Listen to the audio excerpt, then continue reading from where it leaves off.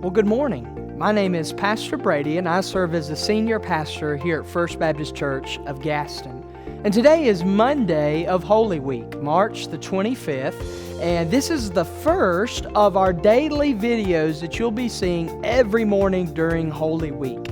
And I want to let you know that this is one of the 3 resources that we are providing to you to help prepare your heart during this Holy Week for what Christ did this week nearly 2,000 years ago. We're offering our Holy Week reading guide. Hopefully you've picked that up. If not, you can find that on our website. And that reading guide is going to guide you through what to read each day to see what happened in the life of Christ nearly 2,000 years ago.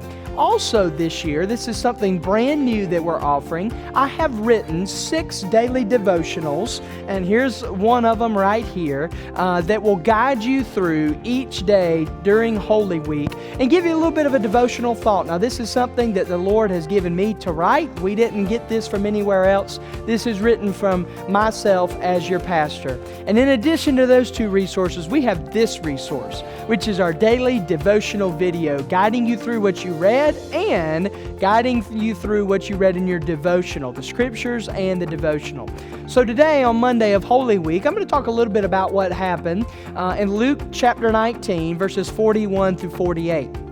In verses 41 through 44 of Luke 19, that would be Sunday night, okay? That'd be right after the triumphal entry of Jesus. That would be right after Jesus came into Jerusalem. And we see that Jesus weeps. Jesus weeps over the city. Now, this is the second time that we see Jesus weep publicly. Now, the first time was in John 11, verse 25, at the tomb of Lazarus. And there, we know that Jesus' weeping was a little bit more quiet, maybe something that you would see at a celebration of life service or something of that nature. But we get the image here that Jesus is lamenting. And there's a big difference there. It causes much more emotion with that word. It's actually very similar to how Jeremiah wept over the city of Jerusalem when it was destroyed in Jeremiah chapter 9, verse 11. And so you might ask the question, why is Jesus weeping? Well, Jesus is weeping because he looks back at the history of Israel and has seen how his people have missed opportunities to serve him. He looks around and sees the wickedness, and he knows of the future.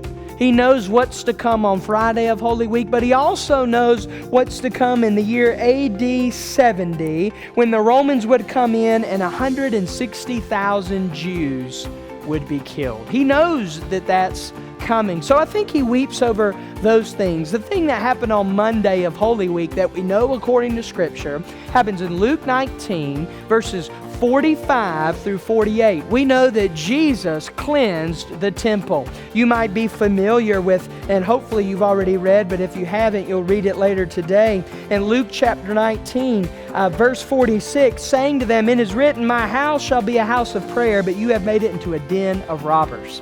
The Pharisees, Sadducees, religious leaders, and scribes had made the temple into a den of robbers with politics, with problems, with pettiness, with propaganda, with programs, with all those different things. They made God's house into a place that it should not have been. And so Jesus cleanses the temple, turning over tables. And so that leaves us with a devotional thought. 2 things to leave with you.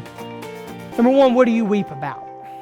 Do you cry over lost souls? Or here's a better question to ask you. When was the last time that you wept over the salvation of a lost person? The second thing to consider, are there problems, pettiness, propaganda, programs, or politics that take precedence in your life over Christ? It's time for you to turn those tables if that's the case today.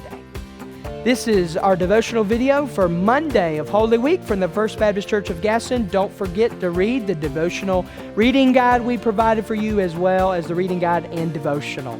Thank you so much. We will see you tomorrow morning for Tuesday of Holy Week.